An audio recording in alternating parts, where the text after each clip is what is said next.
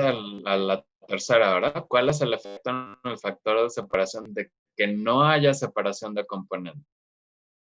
Sí. Entonces, las situaciones, hay dos fases, la fase 1 y la fase 2. ¿Y qué sería la composición? Lo que me indicaría que no se separaron los componentes. Ahí estaba también como que en 2 puntos. En el primero es de que están en el equilibrio. Una, era la forma en la que estaba pensando de que estaba en el equilibrio y por eso ya no necesariamente. Ahorita lo estamos manejando de manera general, por eso todavía tenemos la S como superíndice en el factor de separación, pero el análisis también lo puedes hacer considerando equilibrio. El análisis va a ser similar. Ok. Bueno, entonces nada más con la otra parte es de que el denominador tendría que ser casi muy pequeño para que una... Antes de que hablemos del numerador y del denominador, descríbeme la situación. Tienes la fase 1 y la fase 2. ¿Cómo es la composición de la fase 1 respecto a la composición de la fase 2? Para que uno concluya que no hay separación de componentes, que no puede utilizar esa condición para finalmente separar mezcla. Pues pienso que ahí la composición serían las mismas. Exacto, o muy parecida, ¿no? Misma, muy buena respuesta, ¿no? Entonces, ok, si tú dices la composición de la fase 1 es la misma que la composición de la fase 2, ¿qué fracciones molares van a ser idénticas en la expresión? Pondría que X y 1 y X y 1 respecto a X y 2 podría ser lo mismo. Esos son iguales y por lo tanto XJ1 es igual a XJ2. Ahora se analiza los cocientes, queda como resultado en alfa. En alfa sería 0.5 y 0.5. Mitad. No necesariamente a la mitad, tú dijiste iguales, o sea, X y 1 podría ser 0.3, X y 2 0.3 y por lo tanto XJ1 0.7, XJ2 0.7. Otro caso que es un ejemplo de esa situación es el que tú acabas de decir, 0.5, pero no es el único. X y 1 podría ser 0.2, X y 2 0.2, XJ1 0.8, XJ2 0.8.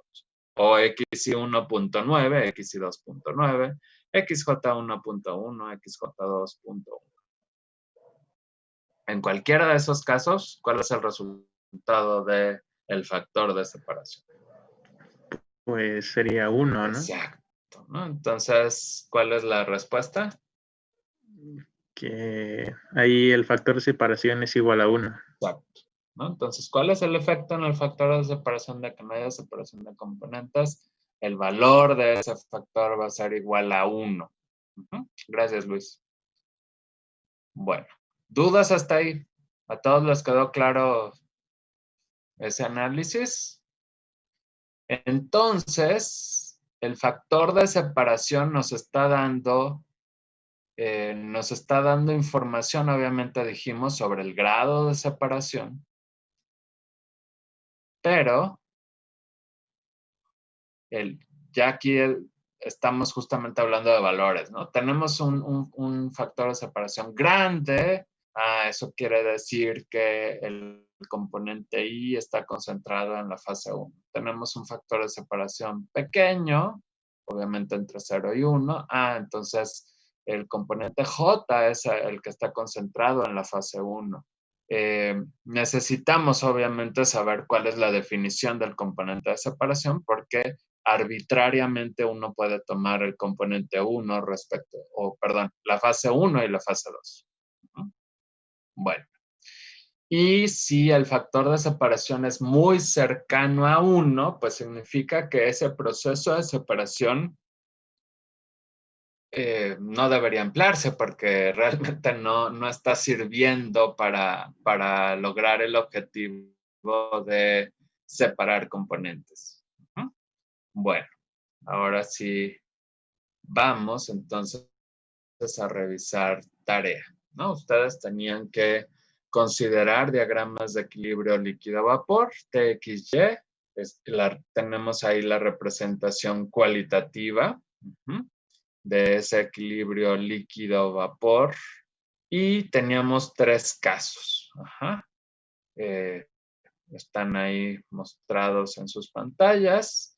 Lo que ustedes tenían que hacer era el análisis o, bueno, determinar a partir de estos diagramas cómo sería el correspondiente diagrama XY y después cómo serían las gráficas de factor de separación en función de X. Por lo menos yo esperaría que el indicar cómo es el diagrama XY, si pudieran llegar a él. Que sí pudieran hacer esa deducción, acuérdense, no era investigar, no era copiar de internet, obviamente la información está en libros, en internet, pero aquí era más un reto que yo les puse de hagan el ejercicio de análisis. Si tiene esta forma el diagrama TXY, ustedes pueden decir cómo sería el diagrama XY. Entonces, espero hayan aceptado ese reto mental. Es un buen ejercicio. Entonces, vamos a empezar con Fernando, luego Nes y luego Ariadna. Fernando, inciso A, por favor.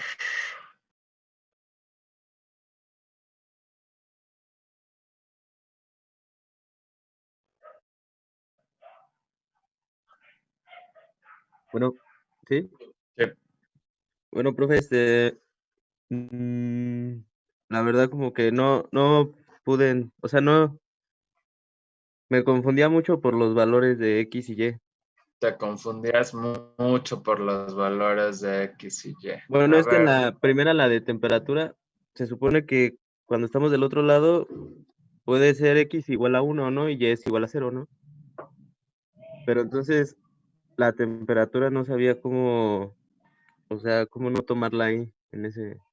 bueno, ahorita que pasa por mi casa el que grita y que compra lavadoras, microondas y todo eso, vamos a continuar. Pero a ver, me vas a ayudar entonces a hacer el análisis. Ok, sí. Ajá. Sí. No está tan difícil. ¿Ok? Entonces, Ok. a ver. Ahí tenemos un diagrama TXY para el inciso A. Ajá. Sí. Ok. Entonces, de esta información la vamos a pasar ahora a un diagramita donde en el eje horizontal tengamos la fracción molar de I en la fase líquido, o sea, XY, y en el eje vertical tenemos la fracción molar de I en la fase vapor, o sea, Y. Entonces, lo único que tenemos que hacer es ir comparando los valores primero respecto a la recta de 45. Es decir, en esa representación Y en función de X, la recta de 45 va a ser obviamente Y igual a X. ¿Sí? ¿Vamos bien? Sí. Ok. Entonces, respecto a a la igualdad, lo que tendríamos en sí que hacer sería tomar, pues, a valores de temperatura constante, es decir, a ver, voy a ver si puedo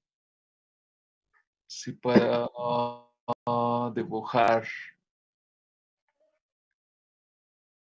¿no? Valores de temperatura constante son obviamente rectas horizontales, como esa que acabo de poner, que espero se vea. Si no se ve nada, por favor me No, sí se dicen. ve, sí. Ok, ahí hay otra horizontal y voy a poner solo una tercera horizontal, ¿no? O sea, lo que tendríamos que hacer sería como ir pasando esa información al diagrama XY.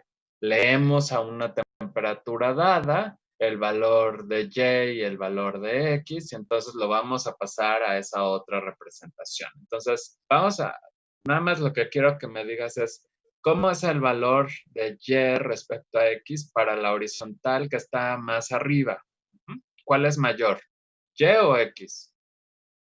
Pues X, ¿no? A ver. Bueno, si tomo La o sea, línea los azul, valores la línea azul, ¿es para la composición de líquido o de vapor? de De líquido, líquido. ¿Qué letra es la que simboliza la fracción molar de I en el líquido? la X. La X, ok. Entonces, la línea roja corresponde a la fracción molar de I en el vapor, o sea, la Y de I. Otra vez te pregunto, Ah, sí, sí. ¿qué valor es mayor, la Y o la X? Sí, la Y. Aquí, ¿no? La Y Ajá, está la más roja. a la derecha Ujú. para esa temperatura.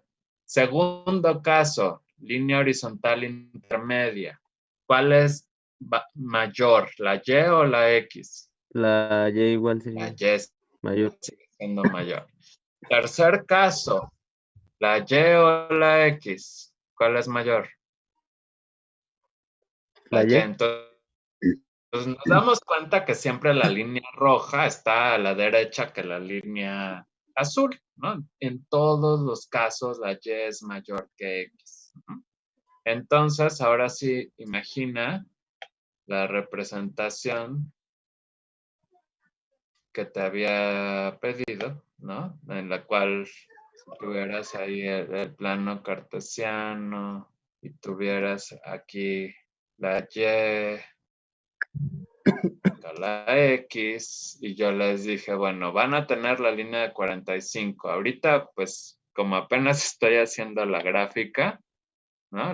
Esa sería la línea de 45 y ambas escalas irían de 0 a 1. Eso, aunque no lo estoy dibujando, pues yo espero que todo el mundo lo haya puesto en su representación, ¿no? Entonces las escalas van de 0 a 1.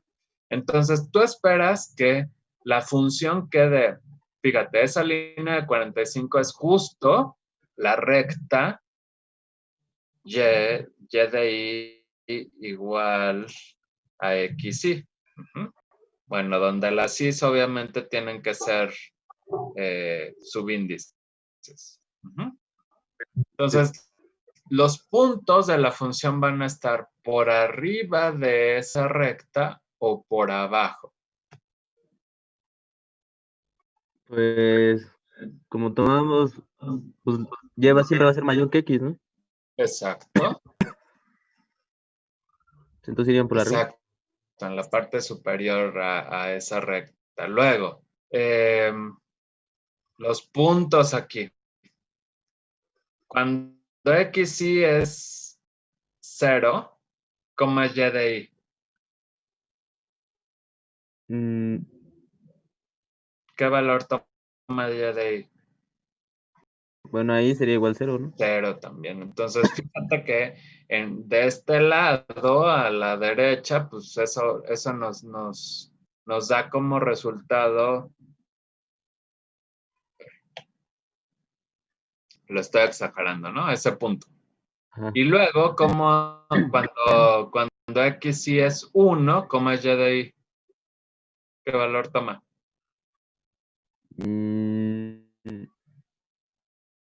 igual, Igual 1, que, ¿qué valor? 1.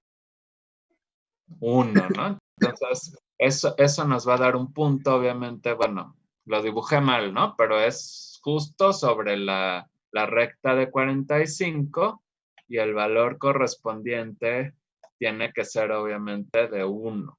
Entonces, ahí lo pongo, ¿no? El valor de 1. Ustedes lo pueden hacer bonito, bien hecho, ¿no? Pero bueno. Entonces, quiere decir los extremos de lo que vamos a dibujar tienen que tocar esos dos puntos, el 0, 0 y el 1, 1. Y tú dijiste que la curva va a quedar por arriba, entonces pues eso quiere decir que nos va a dar una curva cóncava o convexa. Cóncava Cóncava hacia arriba o hacia abajo. hacia abajo. ¿Algo así? Sí, creo que sí. Digo, obviamente, no tengo buen pulso y entonces, pues salió chueco, ¿no? Pero esperaríamos algo así. Bueno, Ya. estuvo muy difícil. No, no, no. Es que, bueno, más o menos, es que nomás llegué como a la línea recta, pero ya no supe bien lo de o sea, es que la temperatura me confundía y si era vapor o líquido. Bueno, está bien. Lo importante era que hicieran el intento. Ujú.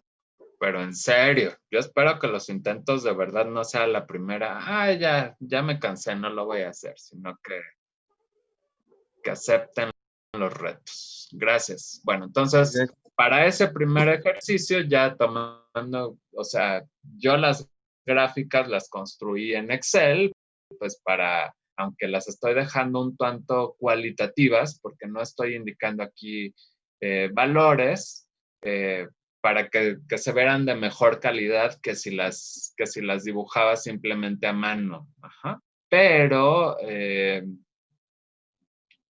bueno, ustedes lo que tenían que hacer era nada más hay un dibujito a mano, estaba bien. Entonces, este es el resultado con valores en Excel. Nada más es para que se vea bonito. Ajá. Pero, pues es más o menos cualitativamente es la misma idea, ¿no? Es una curva que está por arriba de la recta y igual a X. Ajá. Y los valores de las dos escalas van de 0 a 1, ¿no? Entonces, este diagrama TXY se convierte en este diagrama XY. Ajá.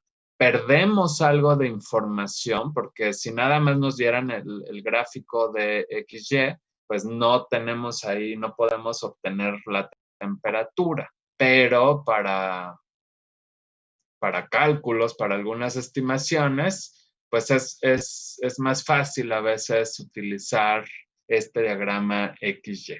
Todo está obviamente aquí mucho más detallado en el diagrama TXY, pero implicaría, bueno, pues obviamente trazar horizontales y luego leer las correspondientes composiciones en equilibrio.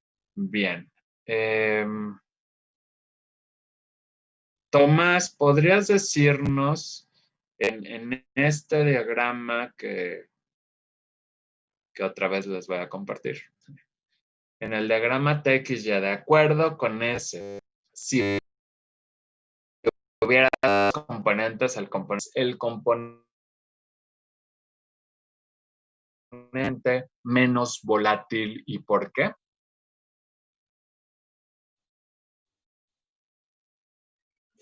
Sería el componente, bueno, la línea de color azul. La línea de color azul, Bueno, la curva de color azul.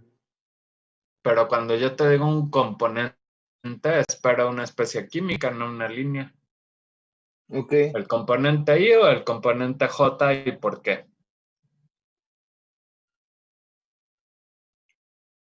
El componente I sería el más volátil, ¿no? ¿Sí o no? El componente I sería el Eh, más volátil, ¿no? O el componente I sería el más volátil, sí.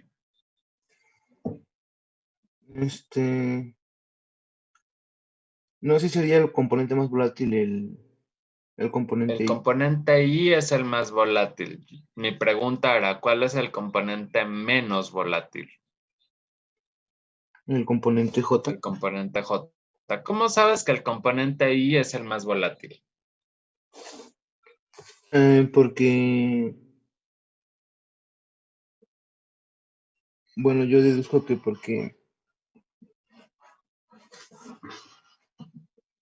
es el que tiene una temperatura más baja, una temperatura de ebullición más baja. El que tiene una temperatura de ebullición más baja. O sea, el componente I, cuando tiene una fracción de 1, pues aquí yo puedo ver cuál es su temperatura de ebullición o el punto de ebullición. Y ese punto de ebullición es obviamente menor que el punto de ebullición del componente J, que es el que se leería en la parte izquierda arriba. ¿Sí se va el cursor? Sí, Gracias. sí se ve. Ok, entonces esa es la explicación. Tu respuesta es la correcta. Ajá, pero es con base en los puntos de ebullición que se pueden leer en este diagrama TXY. Gracias. Bien. Gracias. Entonces, a ver, eso fue la respuesta, digamos, del diagrama de TXY para el inciso A. Cómo es el diagrama XY correspondiente. ¿Alguien pudo determinar la gráfica para ese inciso A del factor de separación en función de X? Levante mano si alguien llegó a ese punto, por favor. Ok, Luis, ¿nos puedes compartir la gráfica?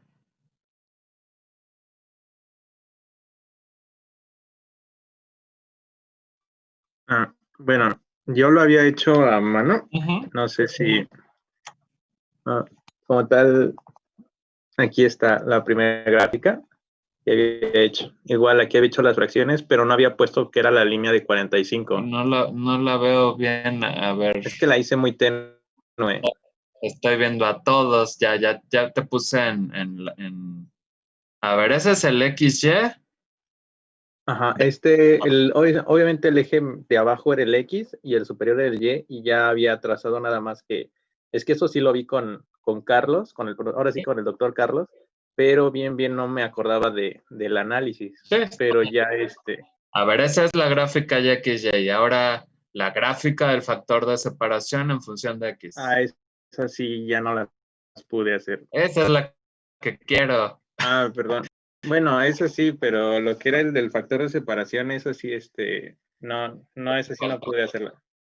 Ok, esa está pendiente, entonces. Bueno, gracias, Luis. A ver, entonces eso fue inciso A. Ahora vamos a ver del inciso B.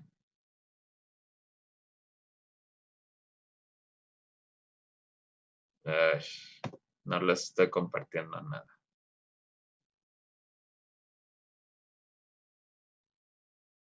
Del inciso B, que teníamos este diagrama, ajá. ¿Quién era la segunda persona que había mencionado? Yo, profesor. Ok, del inciso B, si tuviéramos esa representación en TXY, si las fracciones molares fueran del componente I, ajá, I de ilusión, ¿cuál es el componente más volátil primero? El I, ¿no? ¿El I no o el I sí? El I, perdón. El I, ok, porque su punto de ebullición es más bajo más bajo que ¿qué? que el del componente J. Muy bien. Ahora, ¿hay azeótropos? Sí, Recuérdanos qué es un azeótropo. es cuando dos componentes a una cierta temperatura alcanzan en cierta temperatura, no se pueden separar. Ok, no se pueden separar y como ya vimos en el ejercicio anterior, eso de no separarse significa que la composición en las dos fases es la misma. Sí. Ok, entonces, eso en el diagrama TXY, ¿dónde se ve? ¿Puedo compartirlo? Sí, por favor.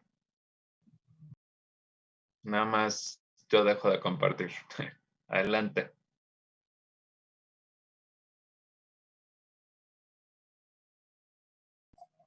¿Ya se ve? Está en proceso de compartirse, ahí ya se ve. Bueno. Yo hice esta grafiquita de XY, donde esta parte donde al principio, pues según yo, va a ser como la pasada, simplemente que cuando llega en el punto donde X y Y son iguales, se va a hacer una A ver, recta. antes de que según sigas, debes. en el diagramita de arriba, el TXY, dime dónde está el azeótropo. Ah, aquí. Ahí. Sí, sí. Ok, estamos de acuerdo. Ahora, en la parte superior, yo espero que les aparezcan las mismas herramientas. En la parte superior de Zoom, cuando estás compartiendo, va a haber una opción que dice algo así como anotar. En View Options, Annotate. Ajá. Y si le das clic, te va a dar una paleta de herramientas con la que puedes dibujar, puedes escribir algo de texto sobre la pantalla. Sí. ¿Ya salió esa paleta? Sí.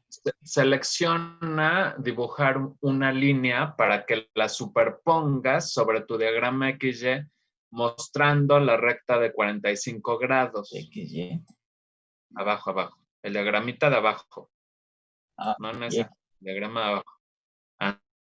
Ándale, esa manera, ¿no? Entonces pon la recta de 45. Muy bien. Porque a lo mejor sí la tenías, pero estaba muy tenue, ¿no? Y así ya no tenemos duda. Esa es la recta de 45, la de y igual a x. Ahora sí sigue tu explicación que decías, pues la parte de la izquierda iba a estar por arriba de esa recta. Ajá. Más que en la parte donde se juntan, ¿Cómo donde X y Y son eso? iguales, Ajá. pues en el diagrama de XY pues va a ser una línea recta, ya que van a ser ¿Una línea o un punto?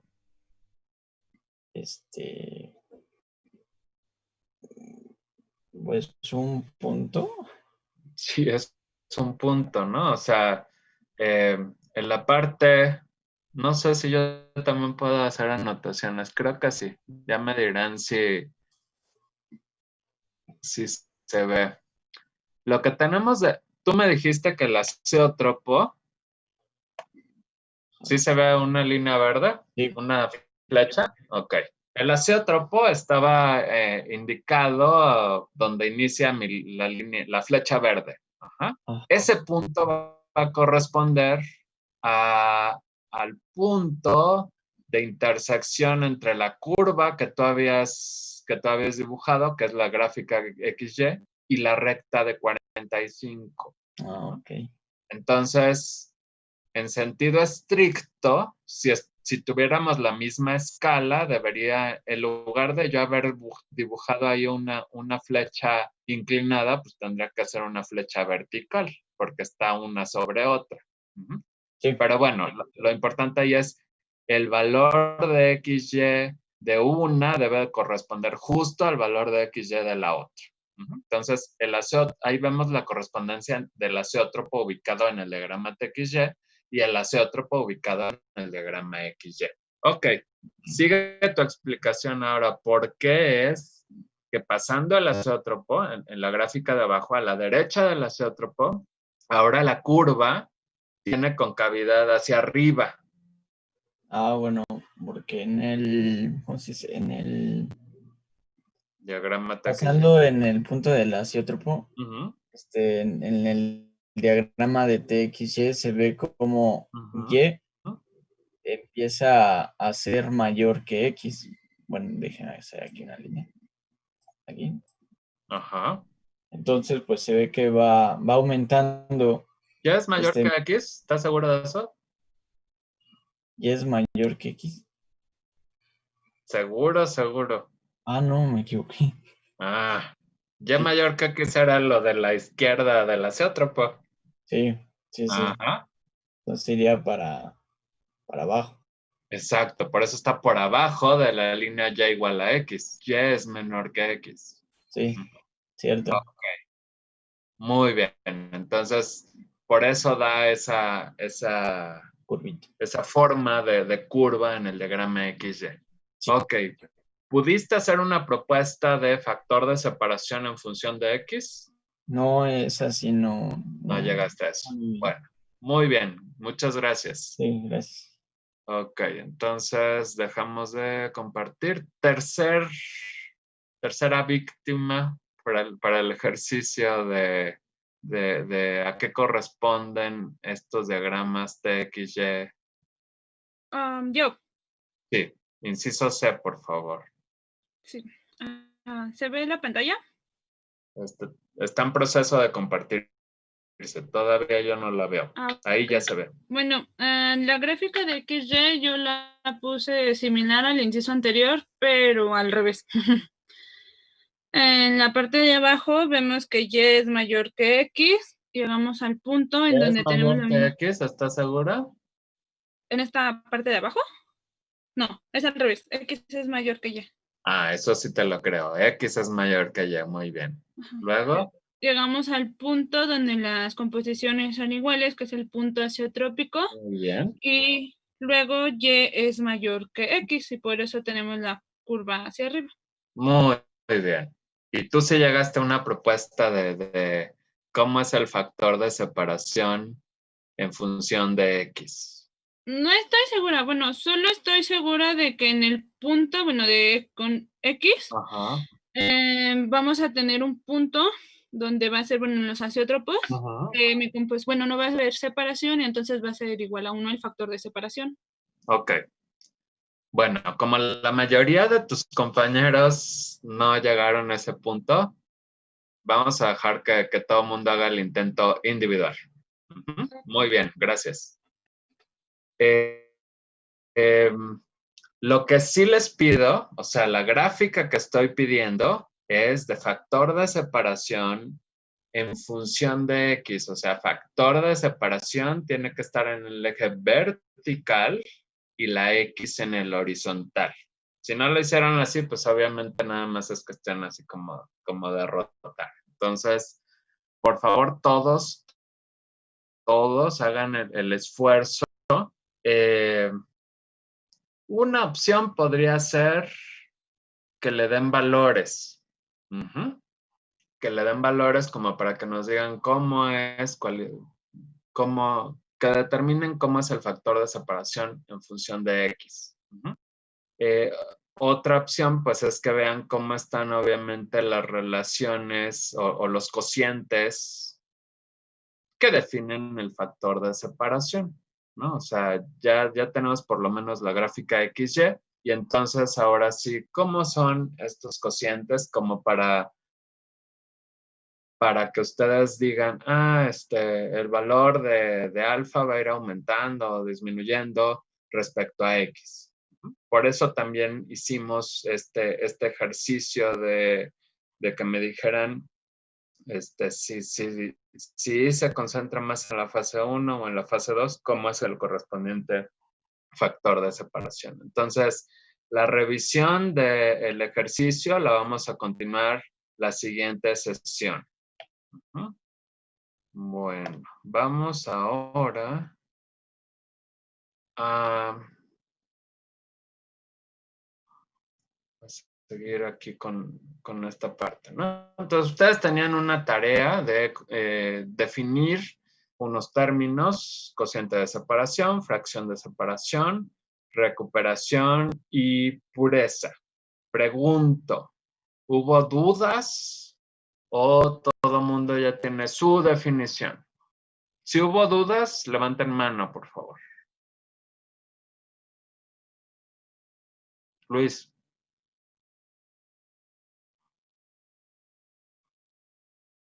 Habilita micrófono, si no, no te oigo. Pues yo sí tuve problemas con lo que tuve confusión, lo que es tanto en fracción de separación como cociente de separación. Ahí sí fue donde tuve yo nada más que el problema de poder definir bien cada una. ¿Y qué era lo que causaba ese problema? O sea, como tal, la fracción de separación es el resultado que se obtiene. Y el cociente era la parte que involucra tanto el numerador como el denominador. Entonces ahí sí yo tenía la duda sobre el resultado que se obtenía o cómo interpretarlo de fracción de separación. Ok. ¿Pero tienes la parte del texto?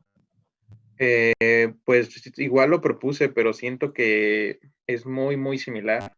No solo tu propuesta, sino donde revisaste Bueno, me vas... capítulo 1 del CIDER. Sí. Ajá. O sea, por lo menos tenemos la misma fuente de consulta, eso está bien. Y, a ver, estoy abriendo mi archivo porque me parece que a lo mejor así queda más claro.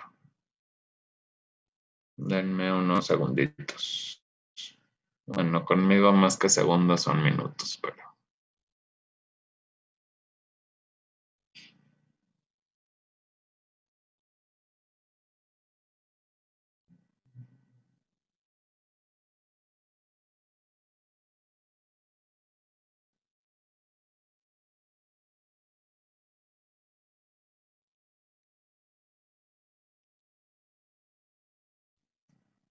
A ver, creo que ya llegué a donde están.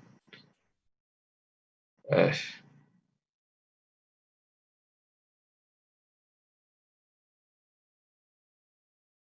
Ahora ya nada más es compartirles para que todos veamos lo mismo y no esté yo hablando al aire.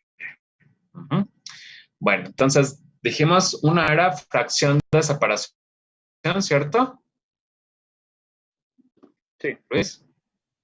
Ok, entonces factor de separación, fracción de separación está definido como un cociente de flujos. ¿No?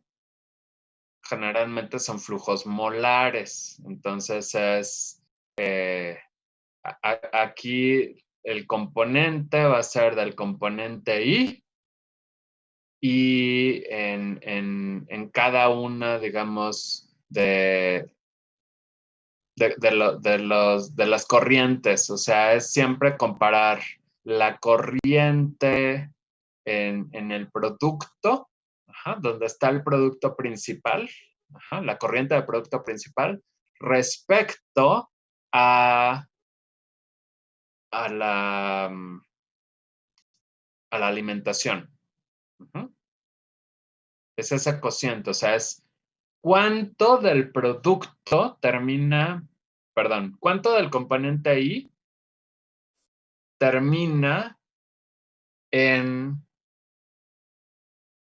el producto principal respecto a lo que se alimentó. Por eso es ese cociente de flujos molares. ¿Vamos bien hasta ahí? ¿Coincide con tu definición? Similar en una parte. No había considerado lo de los flujos, pero sí. Ok. O sea, es nada más tomar en cuenta que el cociente es el de flujos o de velocidades de flujo. Ok. Y luego decías que había duda respecto, eso fue fracción de separación respecto a... Lo del cociente de separación o razón.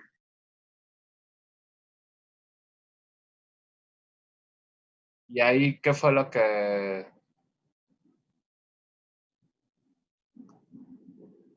Lo que puse, duda? Ajá. de que, o sea, la similitud que se tenía de, pues que en realidad era la relación que se tiene entre lo que se ingresa al sistema con lo que se separa.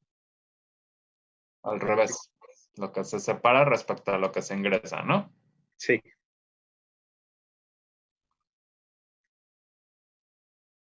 Pero siento que A como ver, que eso es... volvía, Ajá, te escucho.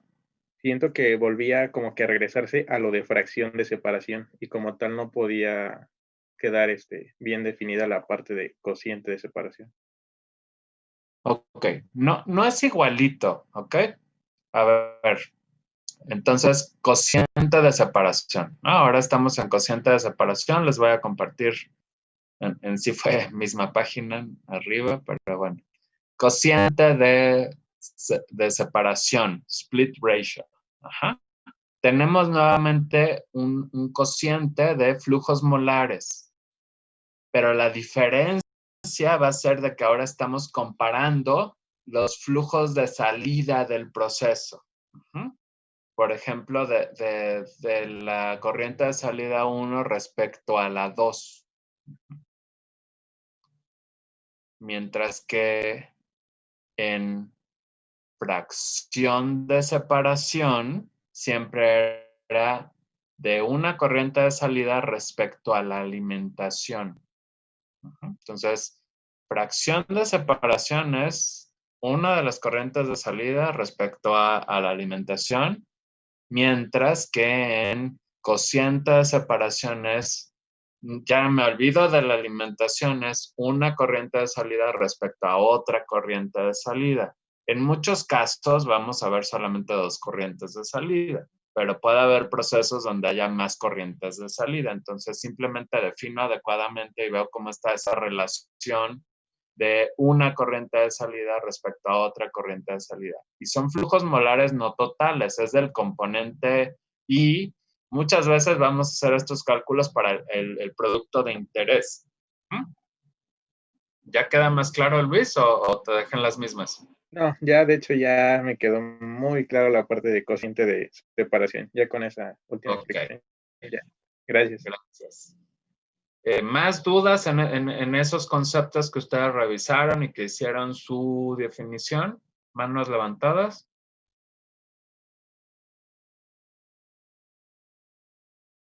Bueno, entonces, hoy en la... perdón, Fernando. Sí, profe, yo en lo de recuperación, bueno, es que yo lo entendía como si después de unos productos volvemos a recuperar la mezcla y la volvemos a pasar por el mismo proceso para separarla. Bueno, eso yo entendía, pero ya más adelante como que leyendo la lectura me confundí porque había unos ejemplos como de que se recuperaba el 50% y o sea, pasaba una corriente de aire y decía que el oxígeno se recuperaba un 50%, pero se lo restaba como a los flujos de los kilomoles por hora, algo así. Como que en esa parte me confundí. Ahí te confundía, ¿no? Sí Entonces, era si hablamos como- si hablamos de un porcentaje de recuperación, significa de lo que entra al proceso de separación como una cantidad, ¿cuánto es lo que se logra separar? Eso sería el porcentaje de recuperación respecto a lo que entra al proceso de separación. Ok. Sí, es que yo lo había entendido como así, como una corriente que se recupera y para volverla a pasar al proceso, ¿no? Para separarla más, me imagino. Podría recircularse, o sea, eso ya es, digamos, otra historia, ¿no? En muchos de los casos, ahorita nos estamos enfocando a los procesos de separación, pero sí, evidentemente están concatenados o relacionados con los procesos de reacción o ya las salidas del proceso global. Bien, ¿alguna otra duda o pregunta de esos conceptos? Bueno, entonces, sí, Karina. Profesor, bueno, respecto a lo que dijo al final, entonces estos términos se usan solamente al final del proceso o, por ejemplo, puede ser al final, a la salida de la corriente de alguna etapa en los procesos, o solo es al final. No es solo al final, es en algún proceso. No es en una corriente porque estamos hablando de procesos de separación. Es aplicarlo a procesos o globales. Podría ser hablar del proceso global o podría ser un proceso de separación como una operación unitaria. Ok, gracias. Bueno. Hoy en la tarde voy a enviarles un correo con ejercicios ya en que ustedes tengan que hacer algunos balances de materia muy sencillos a manera de repaso, pero en las instrucciones de cada uno de estos ejercicios aparecerán los términos. Es para ver si se entiende adecuadamente, ¿no? O sea, se van a dar datos en el enunciado sobre el proceso de separación. En algunos casos se indicará, por ejemplo, pureza. Se requiere una pureza de tanto, realiza los balances de materia correspondientes y ustedes tendrán que hacer ahí algún cálculo. Entonces es un ejercicio de aplicación para que quede claro también qué es cada uno de los términos que estaban ahí. Bien, luego tenían ustedes también como tarea, entonces esa tarea se las envía por correo electrónico hoy en la tarde. De la sesión pasada había como tarea que definieran qué eran condiciones y qué eran suposición. ¿Algún voluntario, o elijo democráticamente?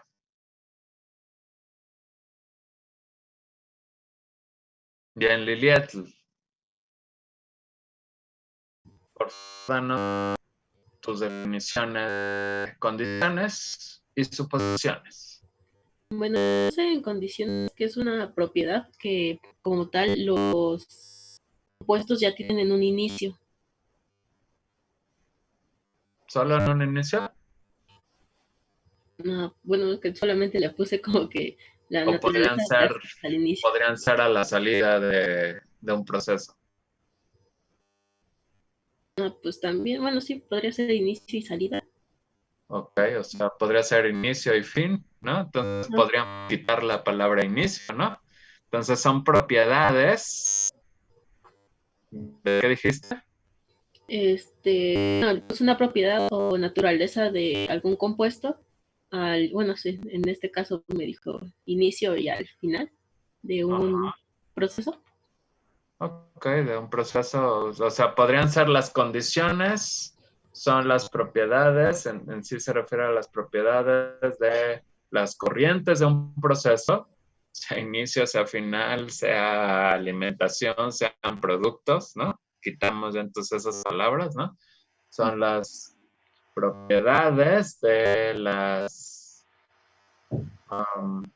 propiedades que tiene alguna de las corrientes del proceso, o las propiedades existentes dentro de un equipo, ¿no? Esas son condiciones.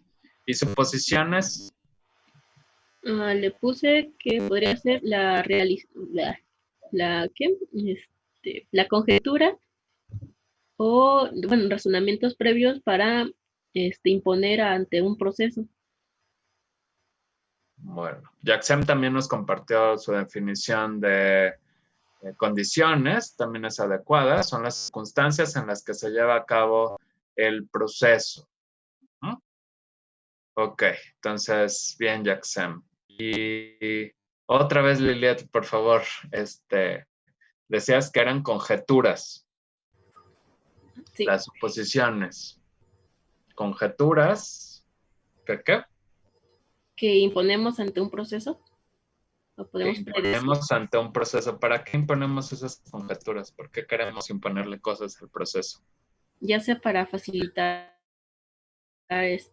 dicho proceso, porque no tenemos los datos necesarios. Ok. Entonces, sí. De hecho, la palabra conjetura lo implica, ¿no? Pero quería escucharlo, ¿no? Explícito, hacerlo explícito, ¿no? Se tienen datos incompletos, falta información, y es por eso que tenemos que, de alguna manera, para poder resolver pues en la escuela es para poder resolver los problemas, en sí sería para poder determinar todas las condiciones de proceso. A veces, si no se tiene suficiente información, necesitamos de alguna manera estimar o fijar ciertos valores. A veces son flujos, a veces son relaciones molares, relaciones másicas, porcentajes de recuperación, porcentajes de separación, temperaturas, bueno, o si se establece el equilibrio, en fin, necesitamos fijar algo para que, en nuestro caso de problemas, para que los sistemas de ecuaciones puedan resolverse por completo.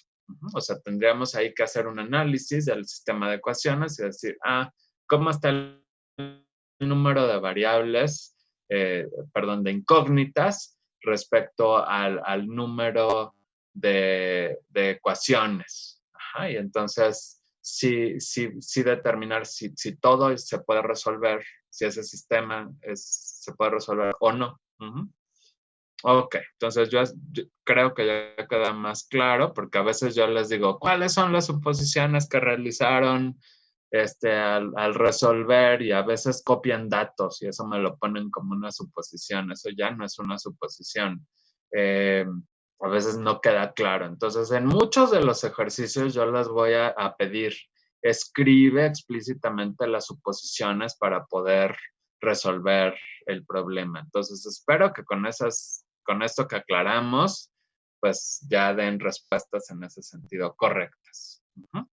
Bueno, tenían tarea también hacer el ejercicio del aula virtual, términos de procesos en inglés, y están revisando conceptos de termodinámica, que es energía libre de Gibbs, el teorema de Gödel, el equilibrio de fases, cuáles son las condiciones de equilibrio, cómo se estiman las propiedades termodinámicas, etcétera. Entonces, bueno, vamos a comentar algunas cositas más respecto a procesos de separación, información que ustedes ya revisaron en el capítulo 1, pero que me gustaría enfatizar o remarcar. Entonces, vuelvo a compartirles pantalla.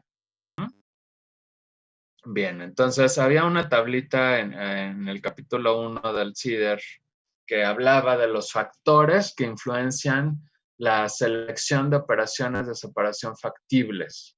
Entonces, cuando estamos diseñando un proceso global y dijimos, hay necesidad a veces de adecuar las materias primas para que se utilicen en el reactor.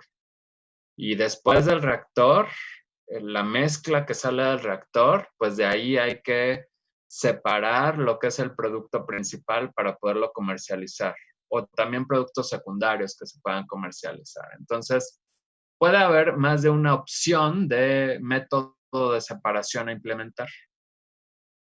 Nos vamos a basar obviamente en propiedades, ya en el capítulo 1 lo vieron, propiedades de transporte, propiedades termodinámicas, o sea, propiedades físicas, químicas, de transporte, incluso en ocasiones la parte toxicológica, propiedades ecotoxicológicas de las sustancias, para definir cuál es el método de separación que más conviene implementar. Mucho va a ir relacionado con la parte económica. Entonces, en ese proceso de decisión de cuál método me conviene más, ¿me conviene destilación ordinaria? Sí o no es posible aplicarla. Hemos dicho que destilación ordinaria siempre es la primera opción a considerar. Pero si se forma, por ejemplo, un azeótropo, ya no la podemos implementar. Podríamos implementar una destilación azeotrópica o algún otro método. Entonces, cuando identificamos cuáles son los procesos de separación posibles para aplicar a la mezcla, pues todos estos factores van a estar involucrados, ¿no? Tenemos las condiciones de la alimentación, es decir, va a ser muy importante cuál es la composición en la alimentación de las especies a recuperar o a separar. ¿Cuál es el que se va a manejar para alimentar el proceso de separación?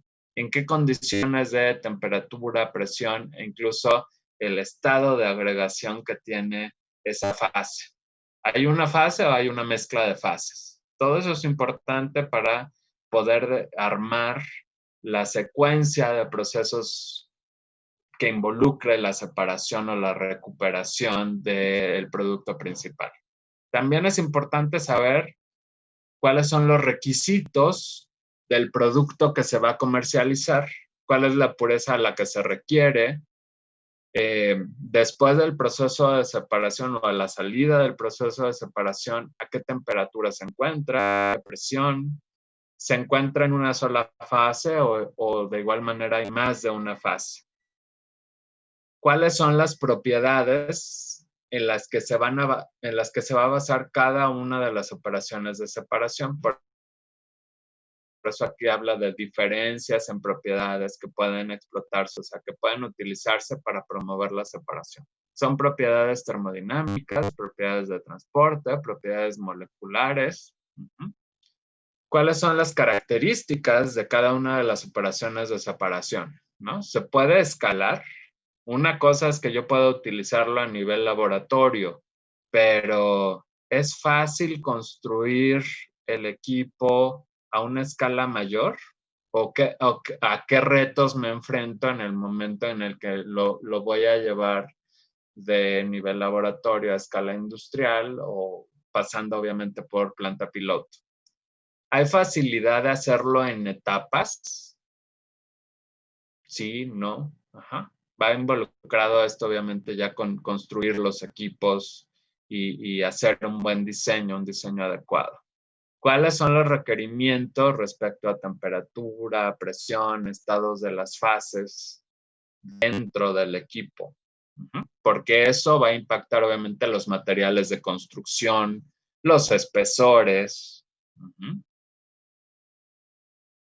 incluso algunos otros equipos de seguridad que van a estar relacionados, ¿no? Si hay riesgo de que el equipo se sobrepresurice, necesito en algún lado o en algún lugar del equipo colocarle a lo mejor una válvula de alivio, algún diafragma que se pueda romper si se pasa cierto valor de presión.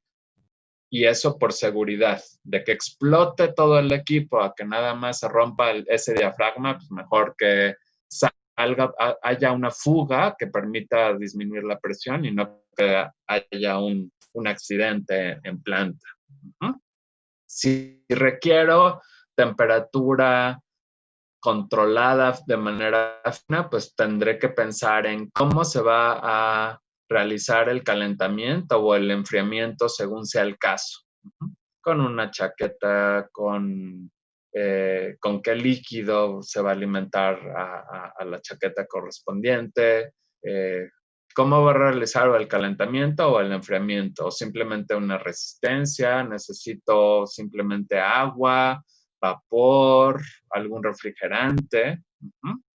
Hay limitaciones respecto al tamaño y eso va ligado a la parte del escalamiento. Conforme lo vaya haciendo más grande, ¿hay alguna limitación?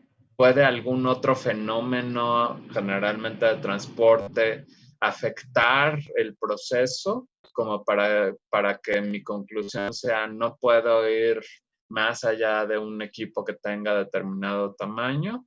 ¿Y cuáles son los requerimientos de energía? Entonces, recordemos, se está en una situación en la que se va a elegir un método de separación y lo que se quiere es saber cuál conviene más. Entonces, para cada una de las opciones puedo estimar cuánta energía se requiere, ya sea suministrar o retirar del sistema, porque eso implica gastos de servicios, y voy a finalmente a seleccionar la que tenga que ver con menos gastos de materias primas, gastos de energía. Entonces, pues lo anterior va muy ligado a los factores del inciso E, que son factores económicos, como los costos de capital y los costos de operación. Nes, ¿cuál es la diferencia entre costos de capital y costos de operación?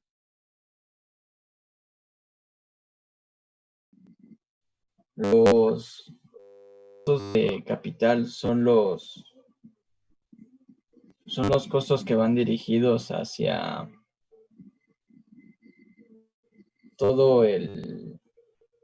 hacia las materias primas y todo eso. Y todo eso, ¿quién sabe qué será todo eso, no? ¿Son gastos de qué? ¿De materias primas? Bueno, a ver, estoy pensando.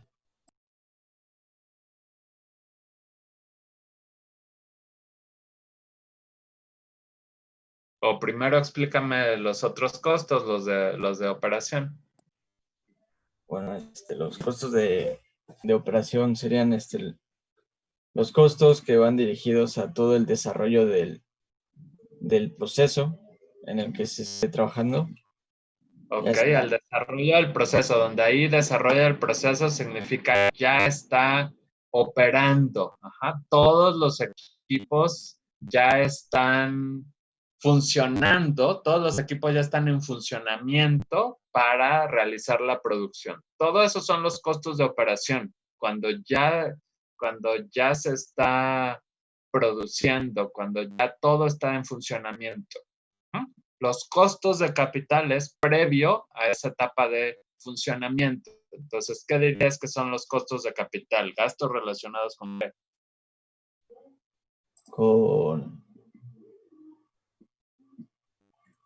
¿Qué hay que hacer previo al funcionamiento de los equipos?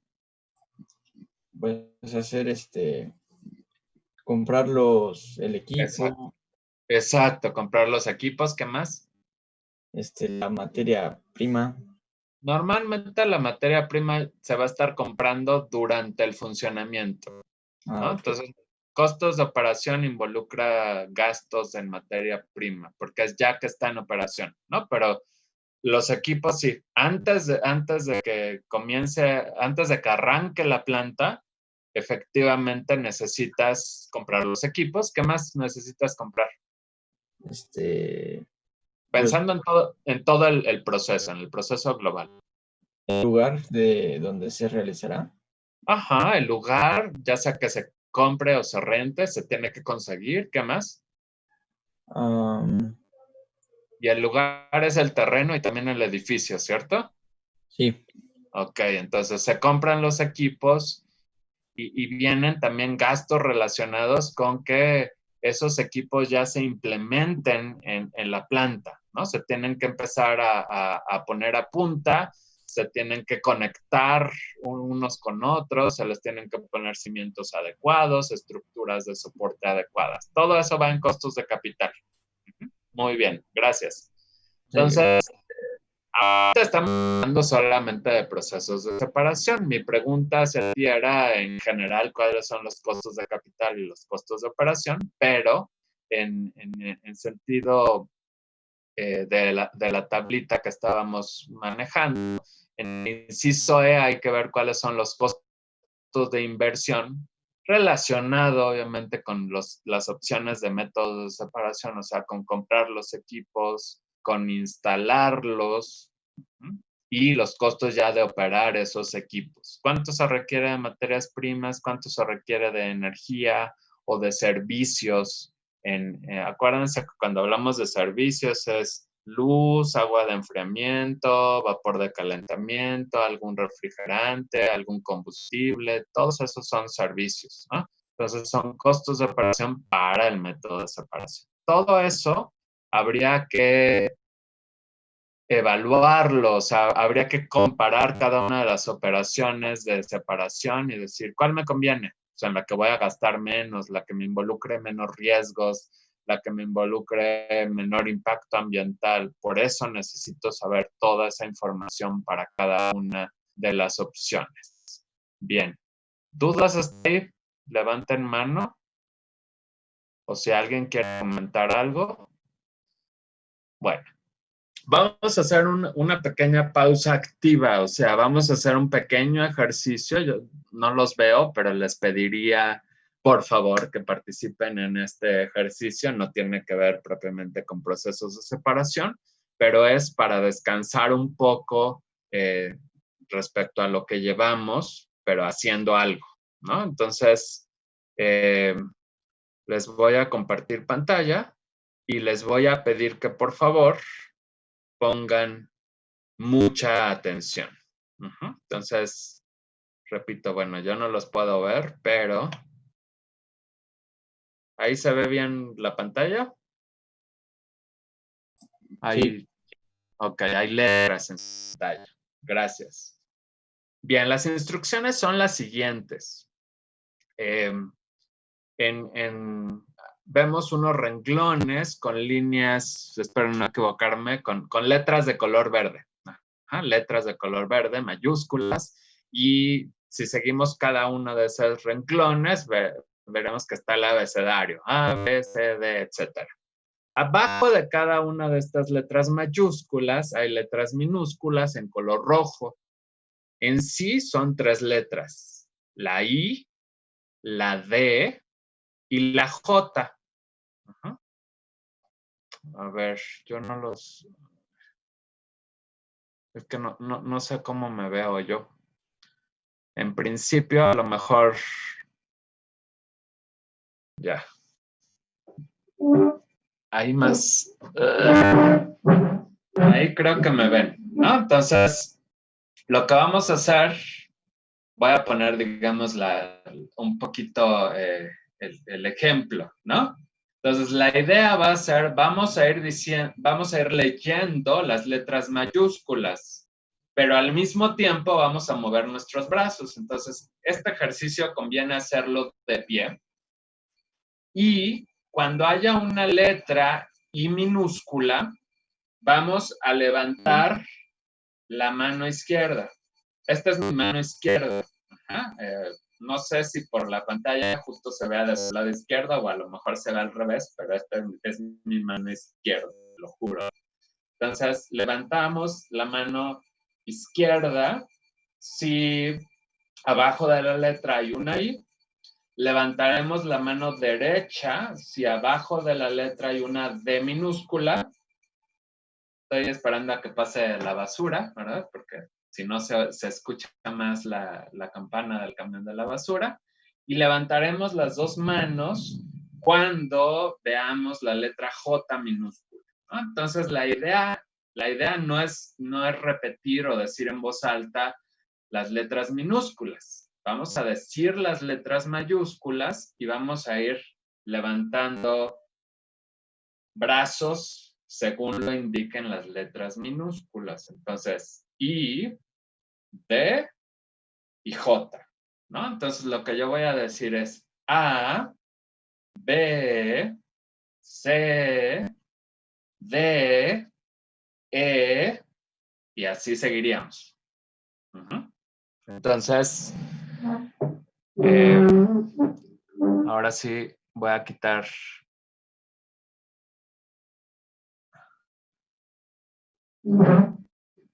Entonces, todos de pie, por favor. Y lo que vamos a ir diciendo es el abecedario, más o menos al mismo tiempo. Entonces, ahora sí les voy a pedir que habiliten todos sus micrófonos.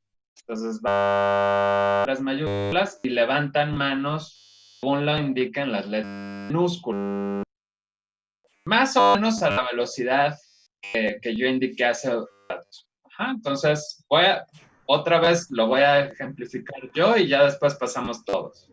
A, B, C, D, E, D, ya me equivoqué, F, E. Espero que no nos equivoquemos, ¿no? Entonces, atención, no pasa nada si nos equivocamos, pero vamos a tratar de poner toda nuestra atención. Entonces, va a contar hasta 3 y luego ya empezamos a etcétera. 1, 2, 3. A, B, C, D, E, F, H, I, J, K, L, No, ya se Ya me- equivocó. M, N, N, O, O, P, P, U,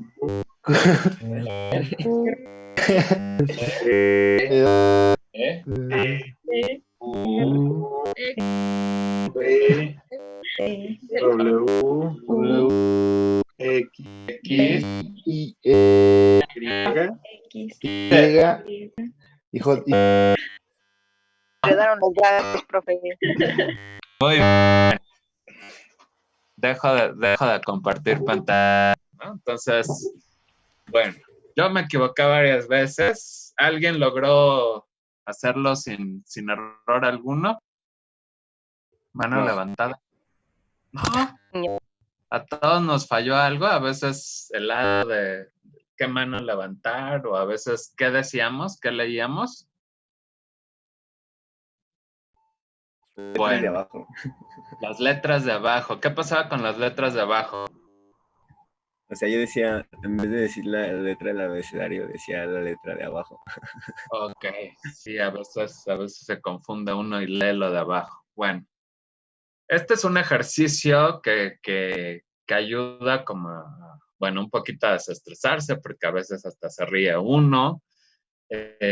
Aunque es sencillo, involucra que el cerebro esté concentrado tanto en movimientos como en leer adecuadamente, ¿no? Entonces, ayuda un poco a descansar, pero al mismo tiempo a podernos enfocar después de este ejercicio en otra actividad, ¿no? Entonces, por eso lo incluí.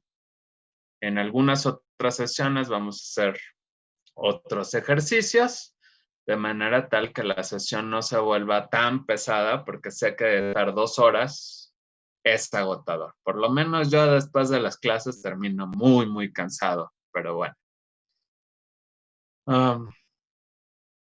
Vamos entonces a continuar revisando otra información que estaba también en el capítulo 1, ¿no? Entonces, el capítulo 1 hablaba de estos factores que tienen un efecto en la selección de operaciones de separación.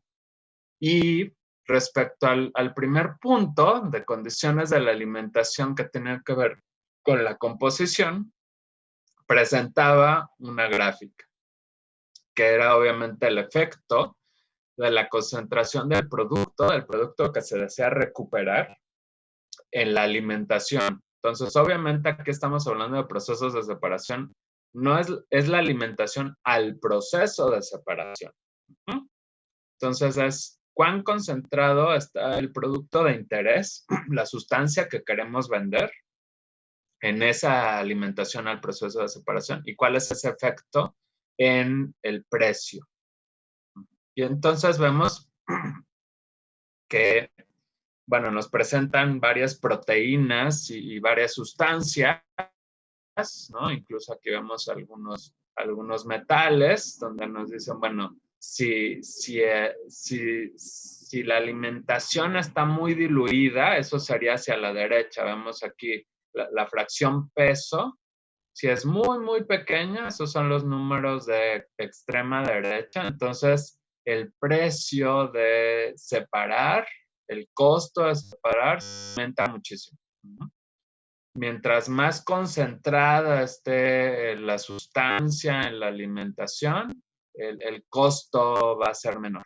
Eso es lo que nos muestra esta gráfica. Ahora yo les pregunto, relacionado con esa gráfica, obviamente hay datos que son los puntos que están representados ahí y luego ponen una línea de tendencia, esa línea continua. Ariadna, ¿cómo describirías qué es la relación entre el precio en función de la fracción peso de la sustancia a separar? Yo diría que es directamente proporcional porque a medida que aumenta la fracción, aumenta el precio. Ok, directamente proporcional. Cuando uno habla de una relación directa, ¿uno qué tipo de curva obtiene? ¿Una parábola, una recta, no sé, una hipérbola? ¿Qué es lo que obtiene uno? Una recta. Una recta. ¿Una recta que pasa por el origen o no pasa por el origen? Podría pasar por el origen. ¿Podría? Bueno, es que depende de... Pasa por el origen. Depende de la... ¿Cómo se llama? Depende de quién. ¿Cómo se Bueno, de llama? acuerdo a la ecuación de la recta, depende del valor de B, que me indicaría si es igual a 0, pasaría en el origen. Si no, es que está más arriba o abajo con respecto al eje Y. A ver, en este caso tenemos precio, es directamente proporcional a la fracción masa. Ajá, entonces, si X fuera la fracción masa, vamos a ver si si logro dibujar, ¿no? El precio es un alfa, ¿ok? Es directamente proporcional a X. Eso es lo que habías dicho originalmente. Sí. Ok. Entonces, ¿cómo quito esa alfa? Con una constante. Ok, una constante de proporcionalidad, ¿no? Entonces me quedaría, el precio es igual a una constante K por X. Ujú. ¿No? Entonces, ahí ya está. Ajá. Y obviamente ahí está la multiplicación. Ok. ¿Y tendré algo que hacer más o ya tengo la ecuación adecuada para representarla en una gráfica? Ya tengo la ecuación adecuada y sí pasaría por el origen. Ah, ok. Entonces siempre, cuando yo digo es directamente proporcional, implicaría tener una recta que pasa por el origen. Ok. Ahora, fíjate muy bien en las escalas, porque tú dijiste, es una relación, bueno, uno es directamente proporcional al otro. Las escalas, ¿cómo son? Tienen orden de magnitud en las fracciones. ¿Qué más? Fíjate bien. ¿Cómo describirías las escalas? Sería algo así como bueno, por como están las fracciones, una línea exponencial. O sea, lo que estás diciendo son las escalas son logarítmicas. La de la fracción nada más. ¿Solo la de la fracción? Fíjate en el precio, de cuánto en cuánto va. También la del precio. También la del precio, ¿no? Entonces, las dos escalas son logarítmicas y por ende, la relación que se tiende es lo que dijiste hace rato. Una línea exponencial. Una exponencial, ¿no? La relación matemática del precio respecto a esa fracción es exponencial. Claro, ahí la exponencial hay que tener mucho cuidado, ¿no? O sea, mientras más pequeñita sea la fracción peso, el precio se incrementa, pero se incrementa exponencialmente. Gracias. Entonces, hay que fíjense siempre en cómo está la escala, porque a veces tenemos estas escalas logarítmicas y también hay que tener cuidado a leer en esas escalas logarítmicas. Ok, deja de compartir. Y de hecho, vamos a seguir en la misma presentación. Entonces, bueno, ese es un ejemplo. O sea, ya está resumiendo ahí mucha información para distintas sustancias y nos dice justo cómo es el efecto de la concentración del producto en la alimentación respecto al precio. Bueno, y también había información en el capítulo 1 que tenía que ver con la madurez y la madurez tecnológica y la madurez en uso para las distintas operaciones unitarias, distintos procesos de separación, ¿no? Entonces, una cosa es que se desarrolle la tecnología, que ya esté el equipo disponible, y otra, cuánto tiempo ya está en operación en la industria química, ¿no? Entonces,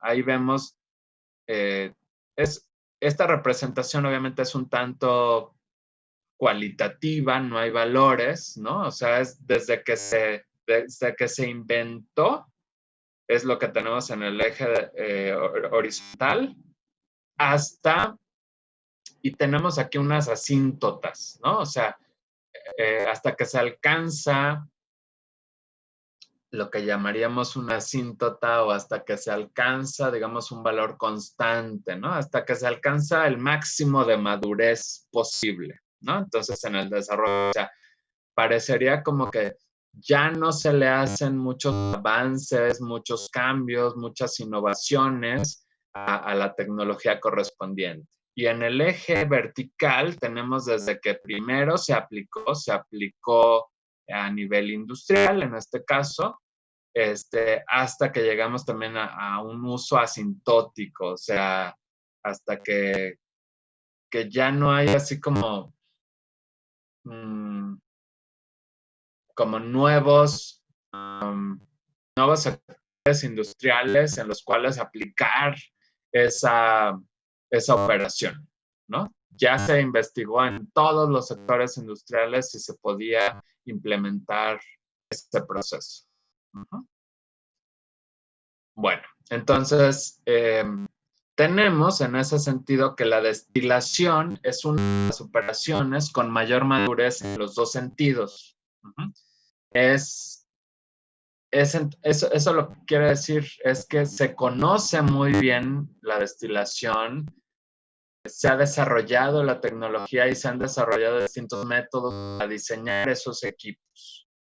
Luego le sigue absorción de gases, extracción por solventes, destilación azotrópica, destilación extractiva, cristalización, intercambio iónico, absorción, utilizando un gas como alimentación, absorción utilizando un líquido, separaciones de gases por membranas, separaciones de líquidos por membranas, cromatografías, la absorción de gases en condiciones supercríticas, separaciones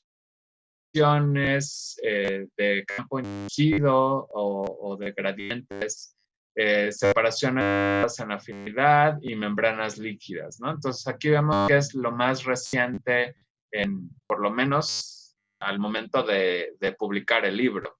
Hay que considerar también eso, no es al día de hoy, es al momento de la publicación del libro.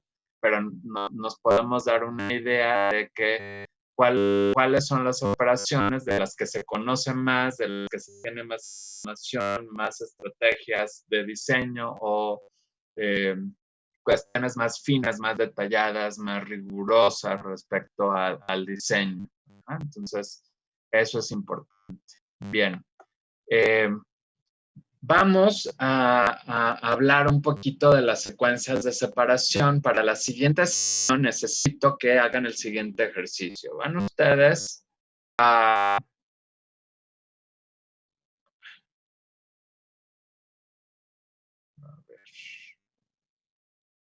Van a pensar en sí en 4 componentes.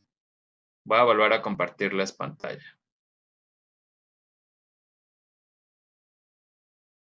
Y van a pensar en un proceso de separación que permite tener corrientes, siempre 2 corrientes de salida. Espero que se vea bien ahí la representación. El equipo puede ser una columna, pero bueno, es ese rectángulo, ¿no? Entonces, esa opción, ese método de separación, siempre vamos a empezar con una mezcla de 4 componentes y solamente va a haber 2 salidas, 2 corrientes de salida del proceso. Y la separación va a ser ideal en el sentido de que podemos hacer que que los componentes se vayan completamente a una de las corrientes de salida. Es decir, si yo marco aquí, todo A se va por la parte superior a la corriente de salida y no hay nada de A en la otra corriente, ¿no? Entonces, si hago ahí la separación, quedaría como A se va por arriba y B, C y D se van por abajo, ¿no? Entonces, otra opción de separación que yo podría pensar, voy a mover esto un poquito de lugar. Entonces, esa es una opción de separación.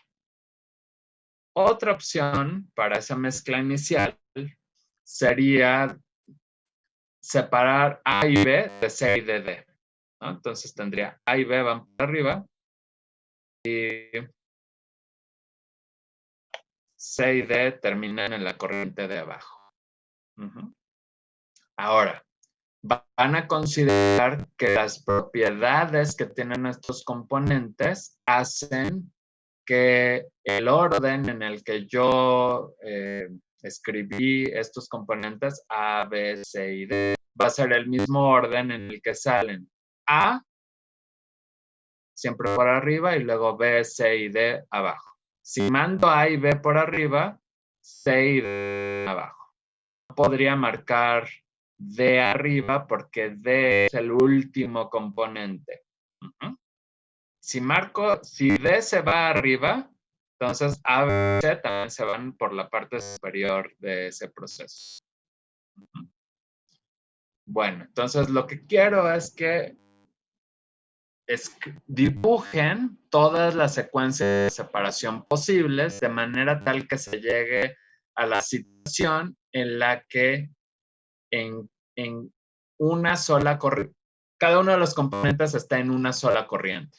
Voy a volver a hablar de la primera separación. Ahí yo propuse que A va por la parte superior y por lo tanto B, C y D por la parte inferior. Pero entonces A ya quedó separado, pero B, C y D no. Entonces voy a necesitar otro proceso de separación para esta corriente de abajo, de tal manera que ahora sí pueda separar yo B, C y D.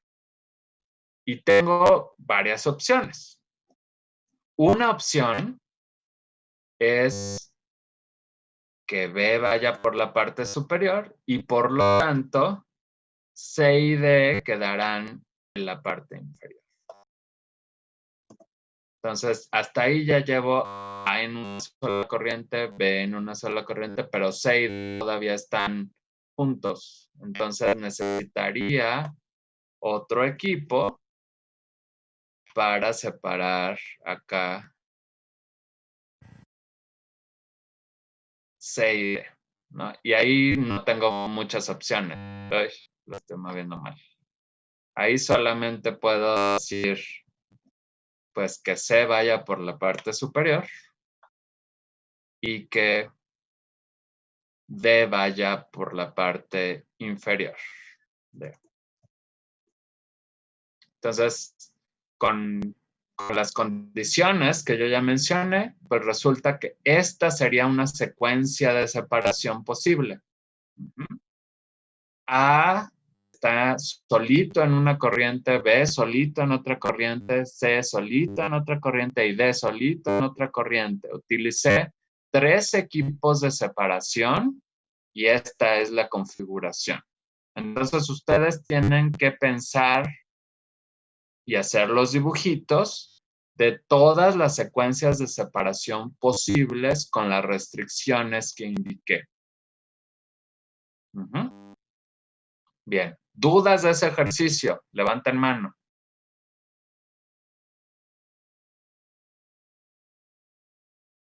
Bueno, si no hay dudas, entonces, si se fijan, es una mezcla de 4 componentes, A, B, C y D, y van a representar todas las secuencias posibles para realizar esa separación que me permite tener a cada componente en una corriente separada. Eso es lo que quiero que hagan. Bueno, eso es tarea y continúen el repaso de termodinámica. Eso no lo hemos olvidado. Por favor, sigan repasando, revisando sus apuntes o el libro, porque vamos también eventualmente a hacer algunos ejercicios de aplicación. ¿Dudas en general? ¿Preguntas de lo que hemos revisado, de las instrucciones? Manos arriba. Fernando. Sí, profe, la restricción era que solo podría haber 2 corrientes de salida y que siempre terminaran un compuesto solo. Bueno, ya para la versión. Sí, para la versión final, cada componente en una corriente, pero además no pueden cambiar el orden en el que aparecen, en el que yo los puse. Siempre A tiene que ir por A, B, C, D. O sea, voy a regresar a la... Aquí estoy en el PowerPoint. Lo que no podrían, por ejemplo, en este segundo, lo que no convendría sería que ustedes dijeran, D sale por arriba y B y C por abajo. Eso no se puede porque ya no sigue el orden de A, B, C, D, ¿no? D estaba hasta abajo, no lo puedo de repente mandar por la corriente superior. Esa es la otra restricción. Entonces, originalmente en la propuesta que habíamos hecho, lo que teníamos era así. Y si se fijan, las corrientes finales quedaron a distinta altura y puedo distinguir el mismo orden en el que fueron alimentados. A hasta arriba, luego sigue B, luego C y luego D. Esa es la otra restricción.